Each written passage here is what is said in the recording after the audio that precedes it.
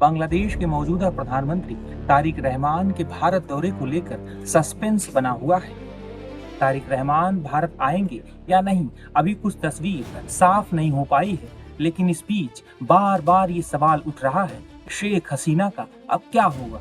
जरा सोचिए, कभी जिस एक नेता के इशारे पर बांग्लादेश की सियासत की दिशा बदल जाती थी, आज वही शेख हसीना अपने राजनीतिक भविष्य को लेकर संशय के दौर में है। शेख हसीना लंबे समय तक बांग्लादेश की सबसे ताकतवर नेताओं में गिनी जाती रही है, लेकिन सत्ता से बेदखली के बाद उनके सामने सबसे बड़ा सवाल है कि अब आगे क्या।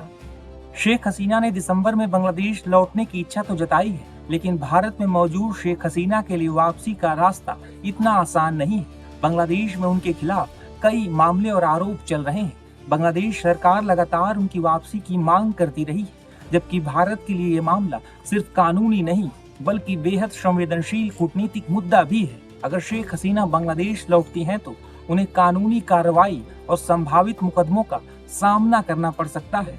वहीं अगर भारत में रहती हैं तो उनका राजनीतिक भविष्य किस दिशा में जाएगा, ये भी एक बड़ा सवाल है।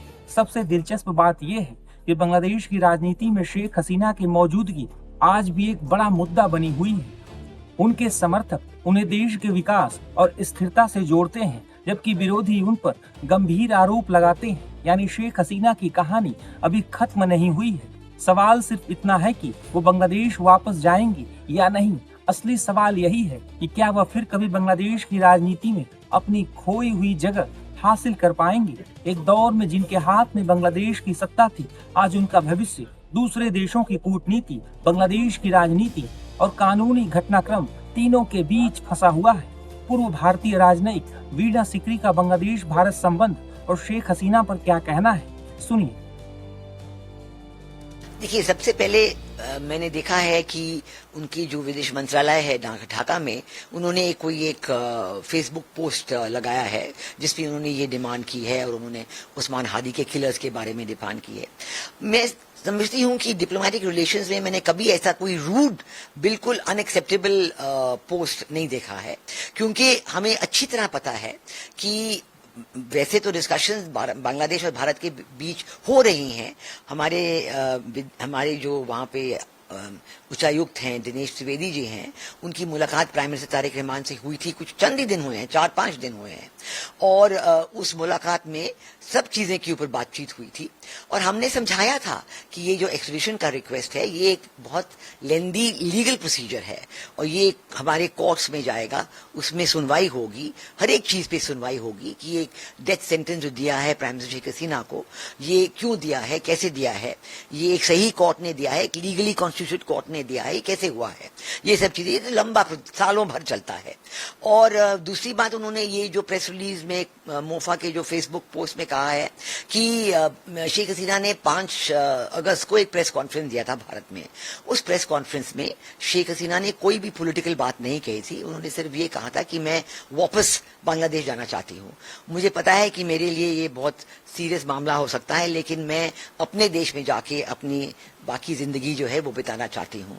तो मेरा ख्याल है जब उन्होंने ऐसे कहा है तो एक्सट्रेडिशन का रिक्वेस्ट तो एक तरफ रहा, तो उसके बाद एक्सट्रेडिशन की बात दोबारा करना, दोहराना, ये बिल्कुल समझ में नहीं आता ये क्या करते हैं। ये एक ऐसा इशू बनाना चाहते हैं, एक वजह बनाना चाहते हैं कि वो भारत नहीं आना चाहते हैं, तो ये उनकी मर्जी है, लेकिन इस ऐसे एक्सट्रेडिशन रिक्वेस्ट को ऐसे बहाना बनाना ये गलत है, क्योंकि हमने कई बार समझाया, उन्हें अच्छी तरह पता है कि ये एक लंबा लेंथी प्रोसीजर है और अगर शेख हसीना खुद कह रही हैं कि वो वापस जाना चाहते हैं, उस पर बातचीत हो सकती है कि वो वापस जाएं, उनके वापस जाने के लिए एक फैसिलिटेशन हो, एक रिकन्सिलिएशन हो। वो तैयार हैं कि वो कोर्ट्स में जाने को तैयार हैं, बांग्लादेश कोर्ट्स में जाने को तैयार हैं। वो कहती हैं कि मैं अपील करूंगी, मेरे डेथ सेंटेंस हुआ है उसके लिए मैं अपील करूंगी, ये सब चीजें होनी चाहिए। तो ये कहना कि ये चीज एक अब ऐसा मुद्दा बन गया जिसके हम और आगे नहीं चीजें पे, ये गलत काम है। और ये एक डिप्लोमेटिक रिलेशंस में अगर आप किसी देश के साथ अपने डिप्लोमेटिक रिलेशन बढ़ाना चाहते हैं तो ये ऐसी चीजें नहीं होती हैं। लगता है कि बांग्लादेश के ऊपर कुछ बहुत भारी दबाव आ रहा है।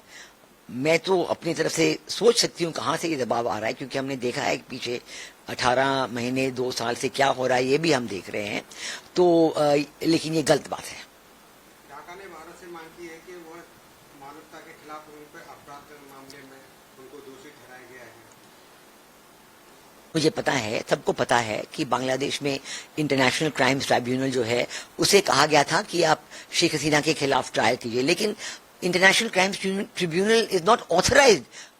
उनकी जो कॉन्स्टिट्यूशनल फॉर्मेशन है उसमें ये लिखा नहीं है कि वो शेख हसीना के खिलाफ ट्राई कर सकते हैं। वो उनके जो जुरिस्डिक्शन है, उनकी जो अथॉरिटी है इंटरनेशनल क्राइम ट्राइब्यूनल की, वो सिर्फ वो है कि जो 1971 लिबरेशन वॉर में जिनने वॉर क्राइम्स किया था उनकी ट्रायल हो सकती है।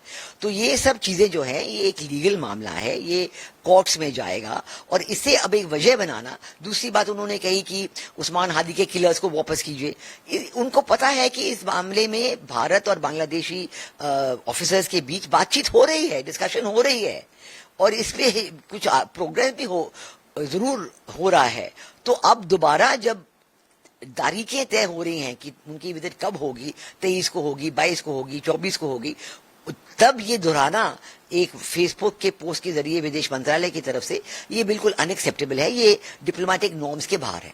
जो बांग्लादेश में इकोनॉमिक ग्रोथ जब वो प्रधानमंत्री थी क्या हुआ था 5 अगस्त 2024 तक और पिछले 2 सालों में आज तक अगस्त 2026 तक क्या हुआ है, और उन्होंने ये बताया था कि जो अनएम्प्लॉयमेंट बहुत बढ़ गई है और इन्फ्लेशन बढ़ गई है, फॉरेन डायरेक्ट इन्वेस्टमेंट नहीं आ रहा है, प्राइवेट इन्वेस्टमेंट नहीं आ रहा है और इकोनॉमी की ग्रोथ आधी हो गई है, 3% पर एनम से कम हो गई है। पहले 6.5-7% हर साल इकोनॉमिक ग्रोथ हो रही थी और अन्य जो उनके आंकड़े हैं बहुत ही खराब हो गए हैं। और बांग्लादेश में हमने देखा है कि लोग बड़े नाखुश हैं और जो नाखुशी है लोगों की, वो जब शेख हसीना ने अपनी वापस जाने की का निर्णय दोहराया था तो वहां के लोग बड़े खुश हो गए थे कि शेख हसीना वापस आएंगी, फिर चीजें अच्छी हो जाएंगी। तो इसको भारत के ऊपर डालना ये तो बिल्कुल गलत बात है, अलग बात है। ये अगर वो आंकड़े जो शेख हसीना ने बताए थे वो गलत थे तो बांग्लादेश की सरकार कह सकती है, अपनी तरफ से कह दें कि हाँ हमारी इकोनॉमी बहुत अच्छी चल रही है। उनको पता है कि वो ऐसा नहीं कह सकते और अब वो दूसरे देशों के दबाव में आके ये सब कह रहे हैं।